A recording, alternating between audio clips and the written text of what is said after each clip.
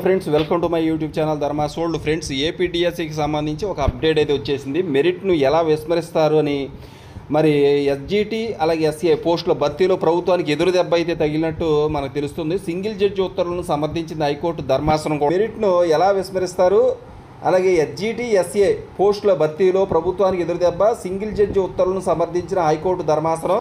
ప్రాధాన్యతల ఆధారంగా టీచర్ పోస్టుల భర్తీ సమంజసం కాదు అని చెప్పేసి క్లియర్గా చెప్పడం అయితే ఇక్కడ చూస్తూ ఉన్నాం. ప్రాధాన్యతల ఆధారంగా టీచర్ పోస్టుల భర్తీ సమంజసం కాదు, మంచి ఉత్తీర్ణత సాధించిన వారికి తక్కువ స్థాయి పోస్టు ఇవ్వడమేంటి అని చెప్పేసి కూడా క్లియర్గా చెప్తున్నారు. మంచి ఉత్తీర్ణత సాధించిన వారికి తక్కువ స్థాయి పోస్టు ఇవ్వడం ఏంటి, మెరిట్ను పట్టించుకోకపోతే ఎలా, అసలు ఇవేం నిబంధనలు, అభ్యర్థులు ఎంతో కష్టపడి చదివి ఉత్తీర్ణులై ఉంటారు అని చెప్పేసి కోర్టు క్లియర్గా చెప్తా ఉంది. ఇలాంటి నిబంధనలు పెట్టడం ఏంటి అని చెప్పేసి కూడా క్లియర్గా అడుగుతూ ఉంది.